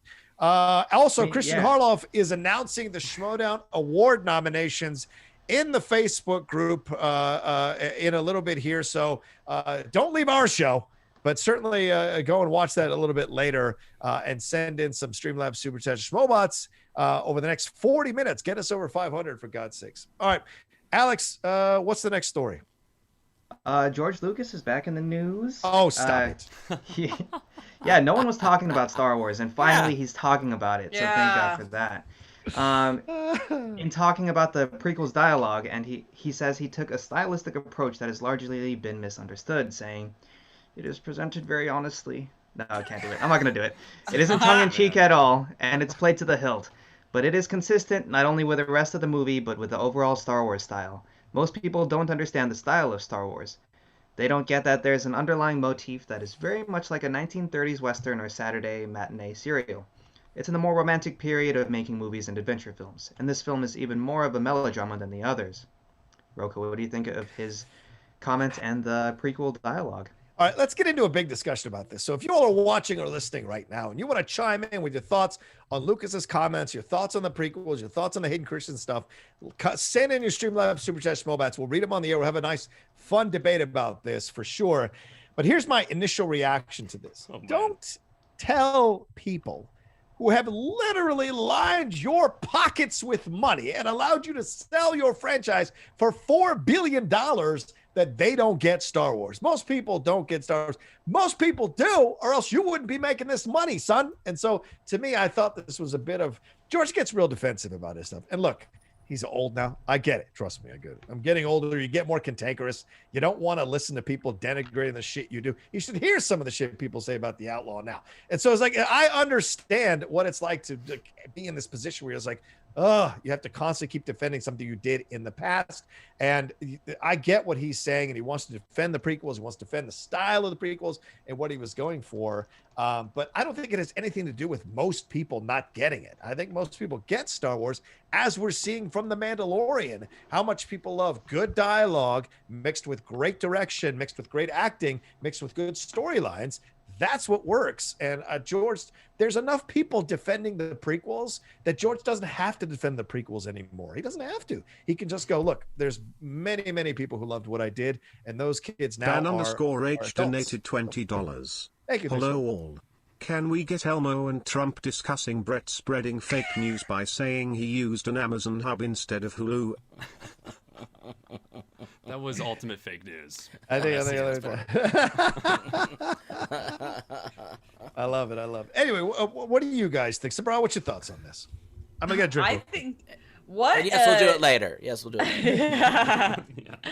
What an ultimate excuse to have. Like, anytime that someone's not getting me, I'm just gonna be like, many people don't understand me. They don't understand. They don't get your language. They don't get my language. They clearly are stupid fools like that. I mean, is the ultimate flex. But also, bruh, why are you explaining yourself? You've got the bag, you've got the fans, you've got the franchise, you've got unlimited power because Star Wars rules the galaxy. Why are you explaining yourself? You don't need to explain yourself anymore. It's totally fine. Like he's being like a classic woman where we're like over explaining ourselves to people who don't matter. Like it doesn't matter at all. But I think that I'm one of the prequel defenders. It's true. Rocha's right. He doesn't need to keep defending it. There are a lot of people who have found either solace in what happened or truly enjoyed the films. Yeah, he's going down a path I cannot follow. Yeah. I think this is hilarious. I just can't believe that we're 5 days away from Christmas. Someone's interviewing George Lucas about the prequels dialogue, and he's like openly defending it. Like this is just, I just think it's so funny that he would even bring this up right now. And again, like I like all Star Wars movies. I'm a prequel defender. The dialogue's terrible, you guys. Like it is atrocious. Like especially Attack of the Clones. You can't show me a single scene in Attack of the Clones where you're just Ben_ing donated $25. Hey gang, happy holiday week. I personally like the prequels for the most part. The dialogue is woo, but I'm okay with the main story arc. Happy Hayden coming back. I think George should take the money and relax, he's turning petty emo. Hi Brett. Hello. Brett, did you have a favorite line from any of the prequels? You know what? I'm a prequel defender because my kids and my son enjoyed it, and he didn't see all these things that everybody else was complaining about. It was a fun film for him. But no, I know some of the. I don't have any specific ones, but I know there's points when I was cringing and he didn't notice it. And he was 8 at the time, so You're asking me to be rational. That is something I know I cannot do. Believe me, I wish I just wish my feelings, but I can't. Me too, bruh. Me too. Mark Ellis just super chatted in. Tuned in for 30 seconds and heard George Lucas impression. It's worth $20 at least. Oh, and get ready for Rocha talk Greatest Showman on my podcast December 31st. Happy holidays. Great Christmas clothes. Thank you, Mark. Shout out to him. Appreciate your donation, Mark. Off topic, but on what Mark's asking, John, is that a good one? We want to watch that with my daughter. She's 10. Is there anything questionable in there? Which one are you talking about? Greatest Showman, because I started watching with my wife. I'm like, oh no, my daughter loves musicals. No. I mean, there's stuff like where, of course, they're like the bearded lady or whatever, and there's some guys yelling some pretty bad stuff to them, like freaks and get out of our town. Yeah. But there's no cuss words or anything negative like that. Okay, yeah. I want to skip over the hardcore sex scene, though. Yeah, that's all I'm asking. Yeah. Yeah, it involves a lot of like ropes and arrow. Yeah. Yeah, it's in the colorized version. Oh, yeah. Okay, I'll check. I'll make sure I get the black and white Greatest Showman. Gosh. Now I'm like down this line of looking up the dialogue from Attack of the Clones. What's the dialogue from Greatest Showman? I want to hear. I want to hear all that. You're breaking my heart, Ryan. You're breaking my heart. Alex, we're going full Pepsi, Alex. No diet today. Whoa. Wow. Bold choice, Rocha. But even if the dialogue's bad, though, that's not the point of these movies, right? No. Like, that's the thing is, I don't know why he's getting so defensive about it all. That's all these years later. Hasn't the dialogue always been? It's always been a little. Yes. You're having wars in space. What do you think the dialogue's gonna be? Shakespearean? Does he have a lightsaber? Yeah. No, it's. I think it's fair to look at this kind of stuff because you're like, okay, because we're seeing how good the Mandalorian is. People loved Rogue One, other than Ben Goddard, and there's a lot of people who like certain parts of Star Wars. I saw Gail Simone. Who I love and respect. She's a comics writer and creator. She spoke about rewatching the recent trilogy all over again over the weekend, and she's like, I'm not going to make comments about the overall trilogy, but that first hour of The Force Awakens is incredible for character building, for what they're doing, what they're trying to create here, and there's so much promise in that first hour, and I 1,000% agree with her. So it's just like there's just certain people. Lucas is never known for writing great dialogue, so it feels weird to all this time later, all of a sudden start to be like, no, you guys don't get it. You don't get it, and That's not what this is about. I think it's just a matter of like, dude, you got $4 billion, man. Like I would care less what anybody said at $4 billion. Do you know what I'm saying? It's kind of funny though. It's like such a funny flex. You just don't get it. Like what? No one can say shit back to him. And a lot of the dialogue was used again in Mandalorian. Yeah, and it's great. True. Like even the Boba Fett line where he goes, "I'm just a simple man trying to make my way in the universe." Like George wrote that. That's a it's a bar. That's a bar. And that's fair. There are a lot of memorable lines from the original trilogy, from the prequels trilogy. Certainly, you know, hate leads to anger, anger leads to the dark side. All of that. Death fear, sticks. I mean, yeah. I want to buy light them. swords. Yeah. Totally. I giggled out loud at a one line just in the last episode of The Mandalorian was, everybody keep their eyes open or something like that. And I was like, why were you going to close your eyes? Was anybody going to close their eyes? I don't know. It was just a dumb one that we giggled about. I have the high ground, Anakin. You were the chosen one. I wrote that line because he had the higher ground, and I thought it would be a good line to have in. I thought it would be very good. If we're not with him, we're his enemy. Exactly. You just have to drill that point in. He had the higher ground. He had the higher ground. So Alex, we're gonna get in so much trouble. We're gonna get in so much trouble. I saw you on that show. You thought you were funny. You thought you were good one. Boys. You don't get it. You don't get it, Alex. You don't get it, Mr. What if George was like? What if George was like a gangster driving around in his like fucking limo with 4 other bruisers, and every time anyone said shit, like he would just drive up to their station or their YouTube channel, their house. Hey, so I heard you saying some shit about me and my dialogue, boys. And there's. It's not if, Rocha. It absolutely happens. Yeah.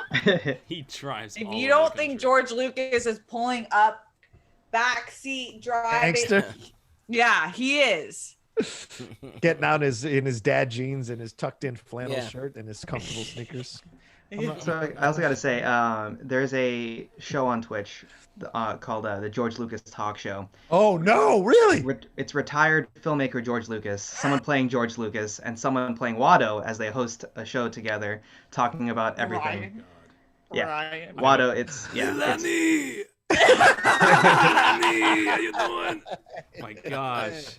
Yeah, it's 2 actors. Yeah, Griffin Newman plays Watto on it, so it's get out of here. They're so consistent with their bits and like so knowledgeable about the Star Wars universe that they can just make. I'm gonna watch that. Holy jokes. shit! Yeah. Sounds Yesterday great. they did like a 16-hour live stream. What? Because it was Life Day. Goodness. Yeah. Oh my gosh. Wow. What is They're Goddard part of committed. this? Yeah, he's garnered on this. Yeah, they had like 100 guests as part of it, but what? it was amazing. I tuned in for parts of it, but yeah, so fun. That's cool. Amazing. Regardless, there are more people who love the prequels than don't. Like, and the sequels. Like, 1,000%. You know, the haters are always the loudest, but I personally love every single Star Wars movie. None of them are perfect to me, but I love them all, and I think a lot of people feel that way.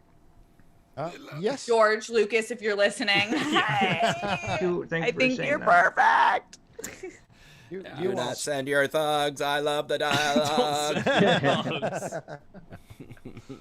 He just bends down next to your bloody beaten face. What are you gonna say now? What are you gonna say? Look who has the higher ground. Cuts off both our legs. Cuts off your right hand. Yeah. Just so you never forget me. Clean yourself up. Clean yourself. Clean yourself Shakespearean Wars donated $20. Hey, From Shakespeare Faust Wars. Space Winder, does my heart break as a time glass filled with rough and coarse sand that gets everywhere. Happy holidays everyone, and stay safe from your resident Native American TVshka.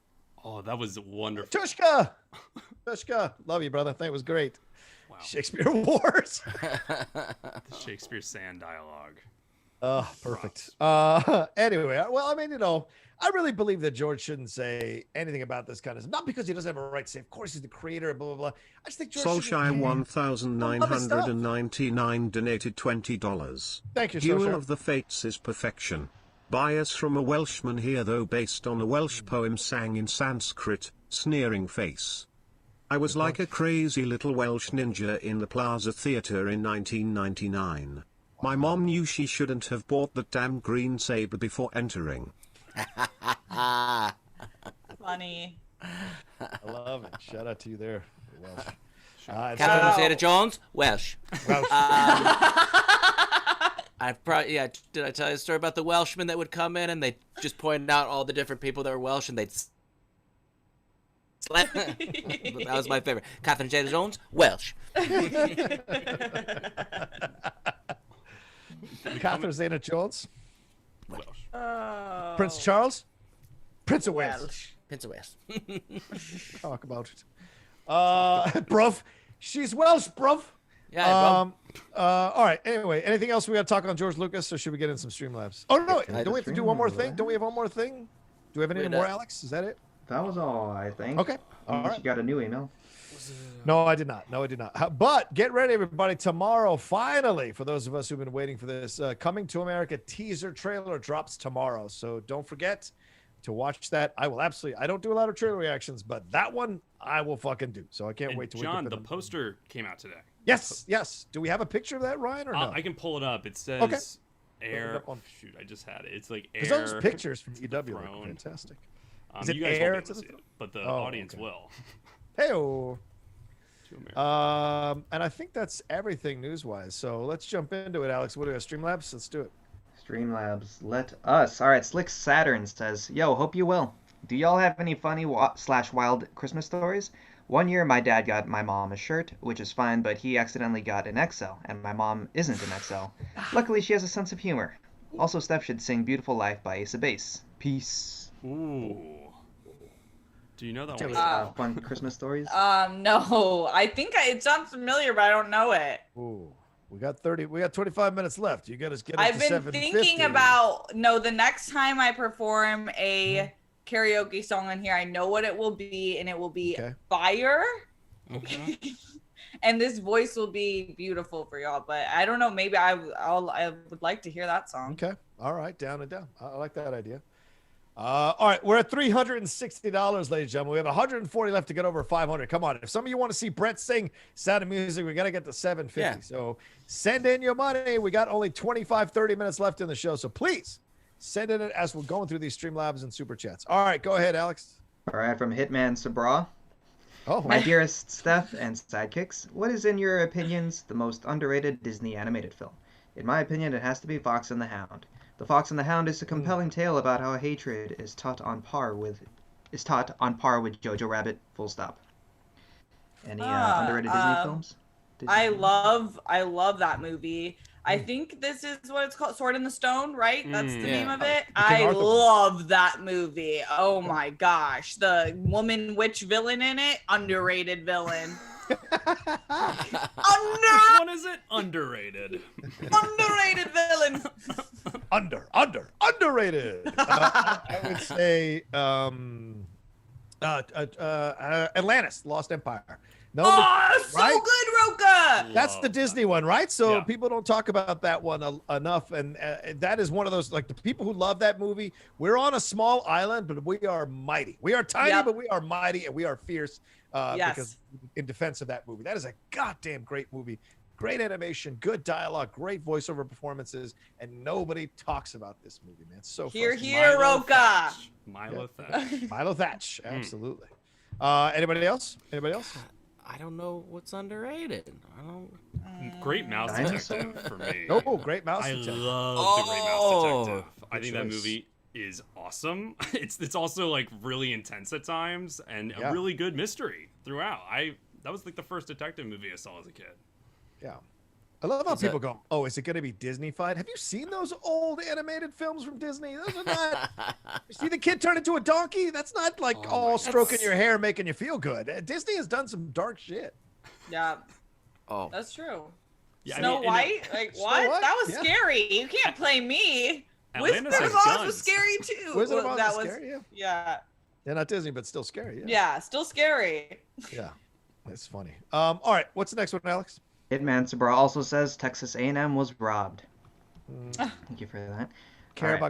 If you care about college football, Haskell 420 donated $20. Thank you. Hey gang, happy holidays, Sen crew. Well, Ryan opened the can of worms, so here we go. Can we get Rocha, Trump, Anaconda, Brett, Steph's Roxy, and making his official debut Ryan's Watto arguing why Alex should pantomime during every karaoke song?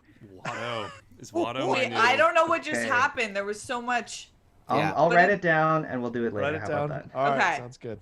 Okay. Watto? Oh, gosh. Got a Watto? Oh, no. Is that offensive? Okay. Eddie! All right, get that ready for later. Huskins took your mother! Yeah, go ahead. Yeah, Next Streamlab from Buckless in Seattle. Oh, no! Give me reason to prove me wrong, to wash this memory clean. Let the floods cross the distance in your eyes, across this new divide. Cue guitar riff. Those robot movies might not be Shakespeare, but they had great music. I agree with that, Fuckless. Fuckless. Next one from Dagan. Happy Monday, crew. Rocha, thoughts on Randy Orton burning the Fiend to a crisp last night on TLC? Woo! Look, if you got crap ratings and people are complaining about your crap ratings and USA is looking at you, you got to bring the thunder with your pay-per-views. And TLC brought the thunder last night. I know there are some people who are upset that Lana got taken off for the Return of the Queen, but hey, you got to go with your big guns when you're trying to get people back into your product. And I thought they did a great job. And I love Randy Orton. I love the older Randy Orton. The twilight of Randy Orton has been incredible. So shout out to him doing what he did to the Fiend. Had a little Caned vibes to it as well. So that's my thoughts. Thanks, Dagan. Yeah, Brett, your thoughts?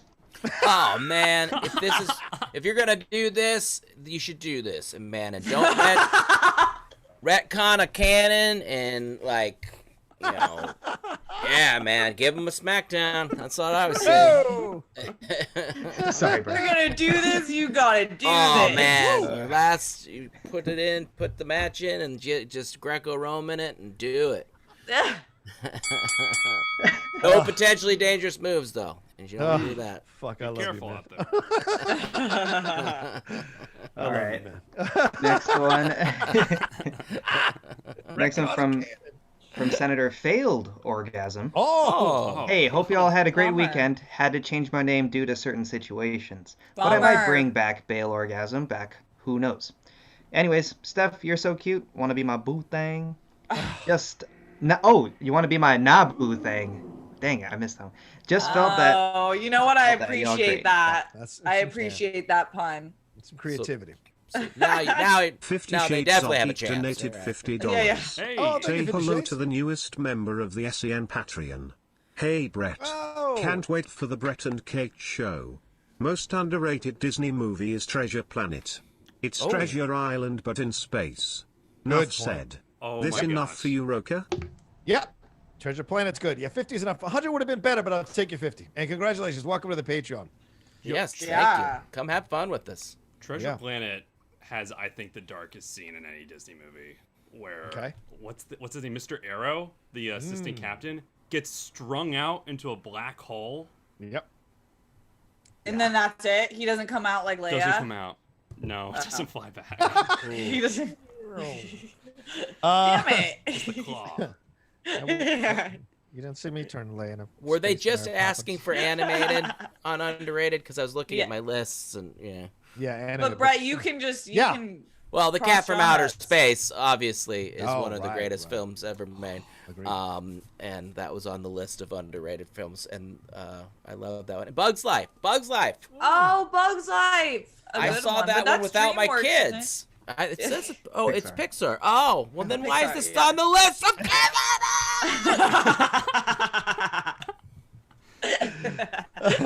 Bugs Alex. Life. All right, All right, next one. We're at 423 people. We just need $80 to get over that 500. Come on. Woo! Fine. Alex.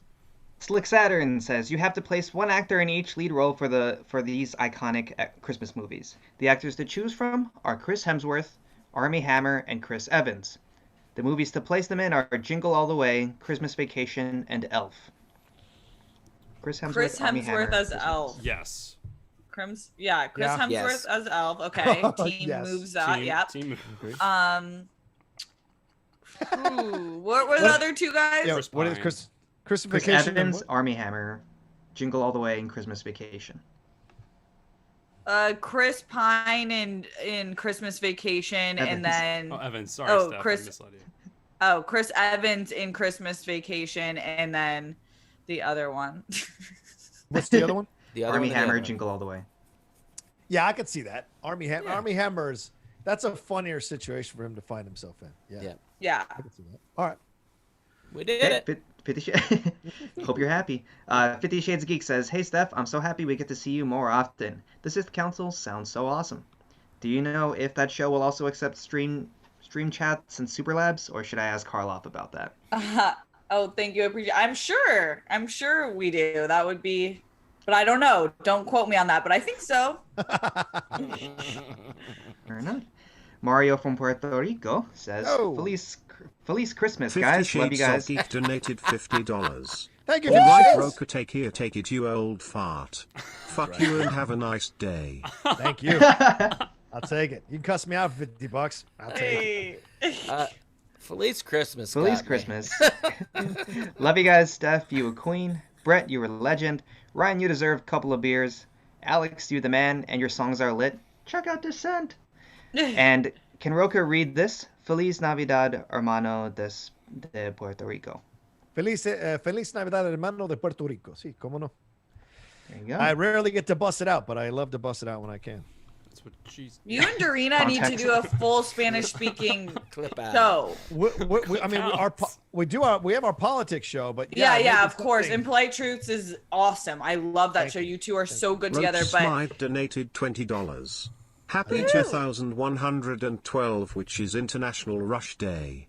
Do yourself a favor and celebrate everything Geddy, Alex, and Neil by listen to either Moving Pictures or Hemispheres. Please. This year is rough as we lost the greatest rock drummer of all time. R.I.P. to the Professor. Sheridan? Yeah, the greatest drummer of all time. Yeah, and Rush. Oh, the days of Rush. Great documentary too. Is it on them? Yeah. Where? Yeah, there's a. I can't remember. It might have been on.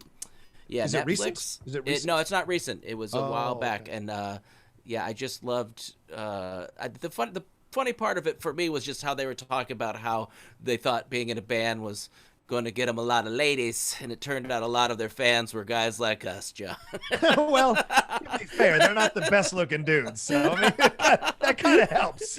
So they said they'd look out to a sea of older guys and that, and then they're fine with it. I mean, they did well, but they weren't exactly. At least not making anyone's hot list. No offense. Yeah. But that being said, I was thinking about this actually as I was driving back from IKEA yesterday. So I was returning some stuff, but God, IKEA. I can't buy anything more. I gotta stop. Jukebox Hero came on the radio and on the XM, and I was like, I think that's my number 1 and number 2 rock songs from the 80s. It is Tom Sawyer, Rush, and Jukebox Hero, because whenever they come on, those 2 songs, I don't give a fuck what I'm doing. I am totally into both of those songs. You could Pour Some Sugar on Me on, or I could Take It or Leave It. It's a great song. But those 2 are the top 2 for me. And maybe Back in Black is number 3 for me personally. So, but yeah, shout out to Rush. Great stuff. And if you watch I Love You, Man, there's a lot of love for Rush in that movie. So, all right, let's move on, Alex. What's our next thing? 50 Shades of Geek says the vaccines are being widely distributed in Israel this Wednesday. I just hope this means movie theaters will open soon. I don't want Bloodshot to be the last movie I've seen in the theaters in 2020. Wow.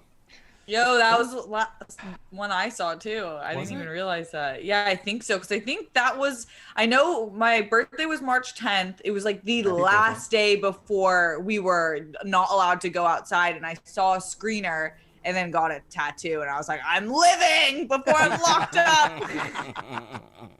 I heard about last. Yeah, go ahead. The last movie I saw was The Wild Goose Lake. It's a Chinese movie, which ironically took place in Wuhan. So it's like really awkward. Yeah. Interesting. Very interesting. Yeah. Well, we crossed 500. Thank you all so much. Thank you. Woo-hoo! Thank you very much. I know it's tough right now, but the fact that you all are donating and keeping us afloat every day means the world. So thank you so much. What did I want to say? I lost the train of thought. Let's keep going. Alex? Cunt Dooku says, "Hey everyone, Alex, I'm so sorry about the joke last week with a pimple. It wasn't mine. Should have known better. Please forgive me. So sorry, Alex. Thanks. Can we just point out that Bib Fortuna's taste didn't change? Him and Jabba like them blue Twilight girls." Oh. You also like the buffet. Leave him alone. I'm not trying to fat shame Bib, but Bib's been eating himself. He's been having some fun out there. Bib had some fun. I thought that too. I was like, oh, you're in the quarantine too. Even his thing had chins. So yeah, double chins. All right, next one from a gentleman scientist. Hi crew, I need some advice. I finally saw Die Hard for the first time and I get it. It's fantastic. Before that, I'd only seen Die Hard with a Vengeance. My question, should I watch any of the other films? I heard they were no bueno. Thanks. I mean, Die Hard 2 is okay. Some people like it, but it is Rennie Harlan, not really known for directing a good movie. So go in with that expectation. It's a decent sequel. But yeah, Die Hard with a Vengeance is the best one of the sequels. And then from there, it's really diminishing returns. Even the Kevin... what do you guys think? You like the Kevin Smith one or the other ones? What do you guys think? Yeah. The Kevin Smith one was actually the first one I had seen, and I really liked it. Okay. That's Live Free. That was like 14. Yeah. Live Free or Die Hard. Mm-hmm. I like 2. If you hate airports, 2 might be fun. Yeah, right. 2. The whole thing's in an airport. 3 is the best of the sequels. Ben, everything else, if you want to like torture yourself, you can watch 5, 6, whatever prequel they got coming out. Year 1. Don't watch the Russian one. Don't watch the Russian one's just. You know what sucks about the Russian one? The first 5-10 minutes are fucking glorious. And you're like, this is going to be awesome. And all of a sudden, it looks like they shot everybody else involved in production and replaced them and then kept going with the movie because the movie just goes right off the fucking cliff. Right off. Yeah. I mean, full on right off the cliff. Bruce Willis is driving through Moscow, a city he's never been in, by the way, and can figure out where to go and where he's going and the directions and all this shit. I'm like, you have no fucking clue where you're going. And he's not even using GPS. He's not using some Russian Waze or anything like that. He's just literally just driving, figuring out alleys as he's driving. I'm like, it's bullshit. So Elon Musk was in the engine, just like directing where he was. That's why he didn't need it. Drive hard. Good point. Yeah. All right, let's keep going. Popcorn says, Steph, can we get a close-up on the nails? Yesterday I requested that the World Girls give telenovelas a whirl, meaning I'd like them to shoot a 5 to 10 minute telenovela. Rocha and Brett, y'all consider joining as actors? I would love to be the evil. Yes, Rocha would have to be in our telenovela.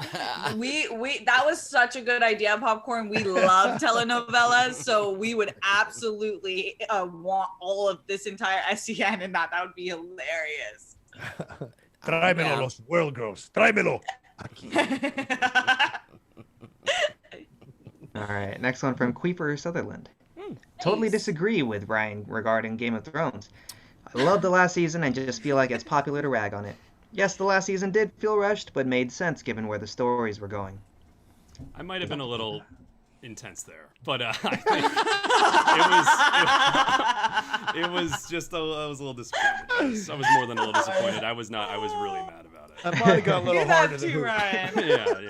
I think we all do that as hosts. Like, we go way too hard sometimes. I'm like, I wasn't that invested. Like, I don't know why I drag people's families. Though. Like, I was pretty invested. It was such a quick turn. Okay, yeah, we're good. Yeah. I spent about 30 minutes watching y'all's Star Wars shows from AfterBuzz over the weekend because I didn't know you guys had hosted a show, so I wanted some more appreciation of y'all's point of views on stuff. I liked it. It was really good stuff. Wow, that's so kind.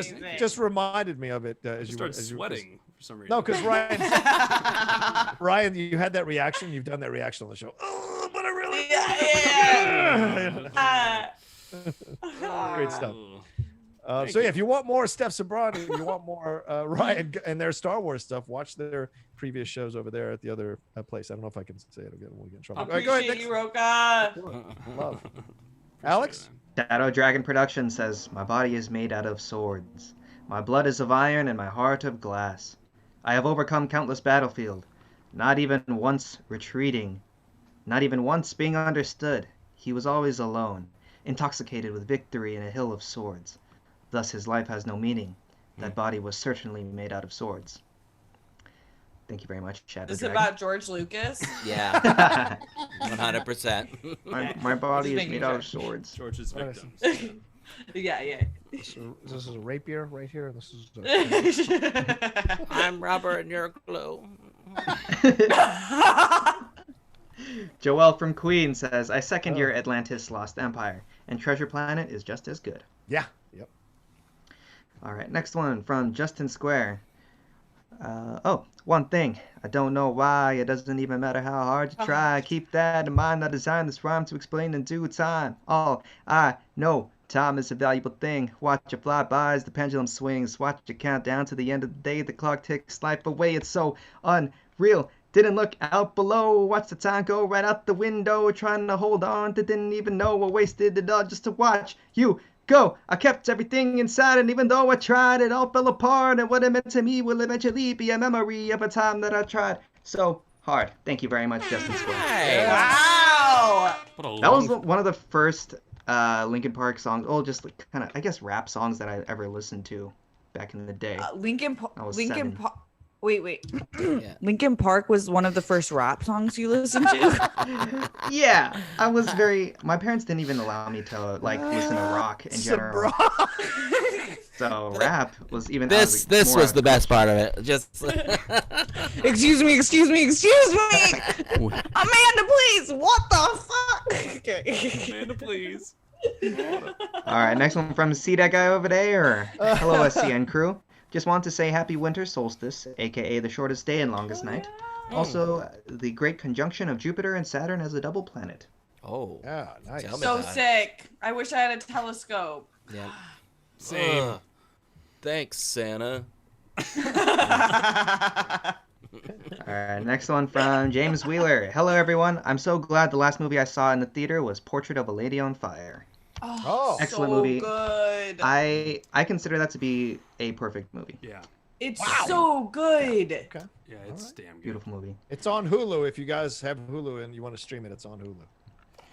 Yeah. Sorry, that's like a deep cut song from the movie. Continue. Okay. Jumping over to Super Chats. Okay. Lloyd Nan says, hi, Steph. Hey. Hey. Hey, Lloyd. And then Mark... oh, shoot. Mark Ellis chimed in and said, tune in for 30 seconds and heard Alex's George Lucas impression. It's worth $20 at least. Oh, and get ready for Rocha talking The Greatest Showman on my podcast, December 31. Yeah. Happy holidays, y'all. Great Christmas clothes. Thank you again, Alice. Thank you, Mark. I appreciate the buzz, brother, man. Yeah, appreciate this. Yeah, Rotten Tomatoes is wrong. That's the new podcast. Some of you heard Kalinowski on there defending Batman v Superman.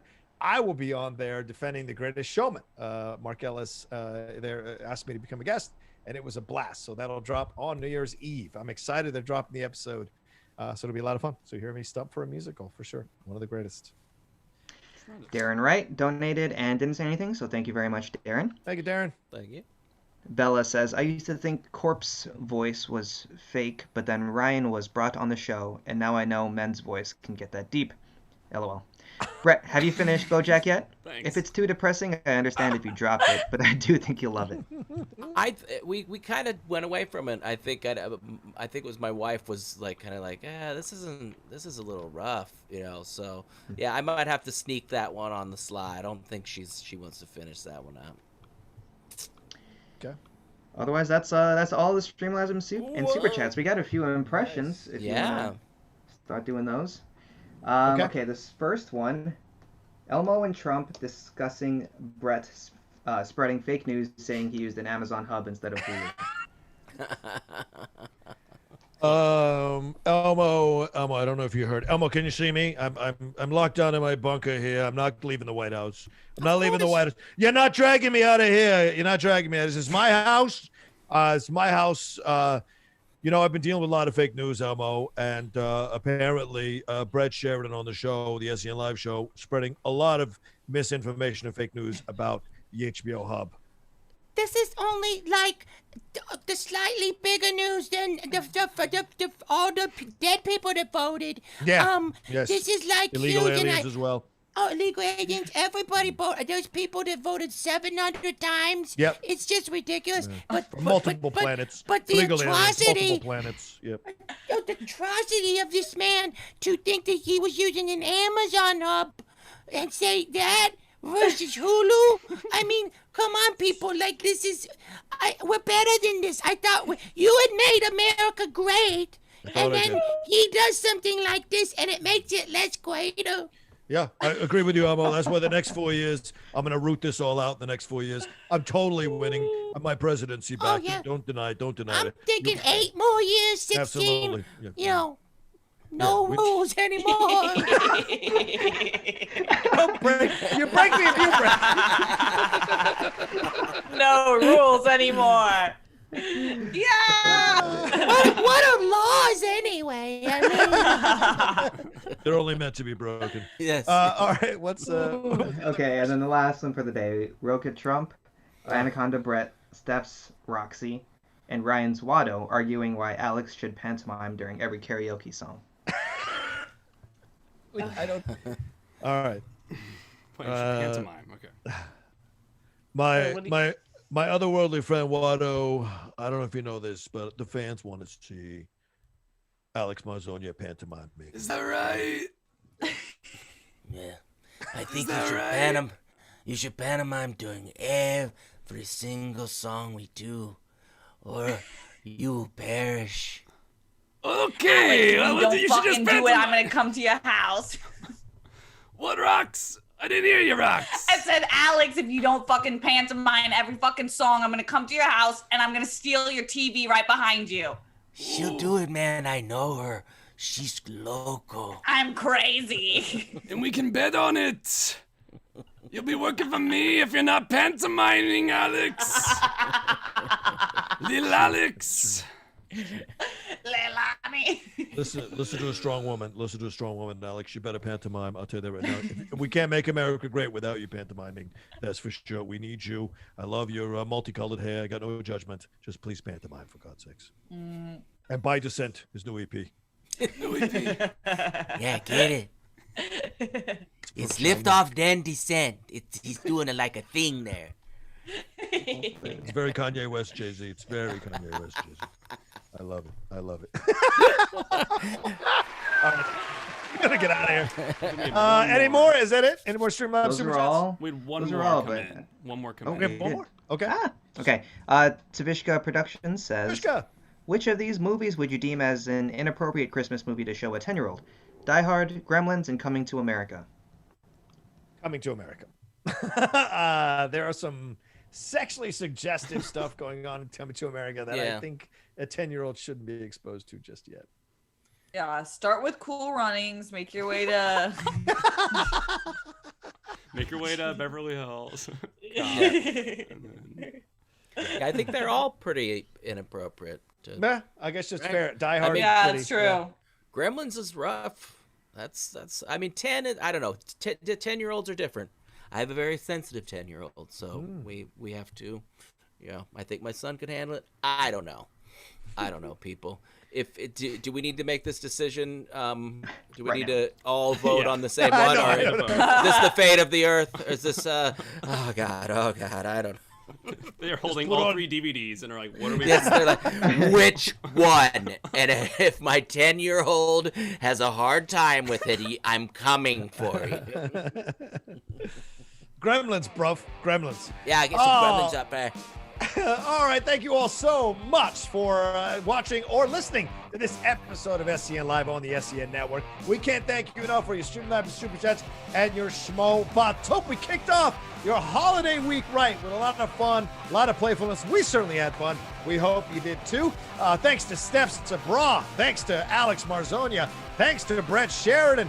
Thanks to Ryan Nilsen. And hey, thanks to you all again. And thank you to Kristian Harloff for letting me host. Don't forget, SCHMOEDOWN announcements for the awards going on in the FB group right now, the Facebook group. Go over there and see all of that.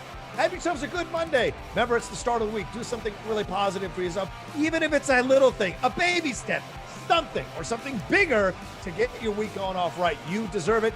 Then come back and see us at 10 a.m. PT tomorrow on SCN Live. Peace.